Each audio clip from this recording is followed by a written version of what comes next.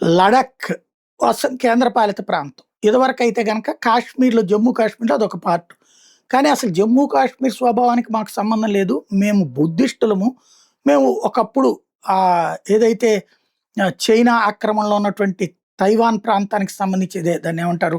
మన ఇప్పుడున్నటువంటి పంచారాం ప్రాంతాలకు సంబంధించినటువంటి దాంట్లో వాళ్ళం గాబట్టి, మమ్మల్ని టిబెట్‌లో వాళ్ళం గాబట్టి, మమ్మల్ని ఆ రూట్‌లోనే చూడండి అని అడగటం వల్లనే కేంద్రపాలిత ప్రాంతంగా లడఖ్‌ని చేశారు. కాబట్టి ఇప్పుడు అక్కడ కుట్రలు జరుగుతా ఉన్నాయి.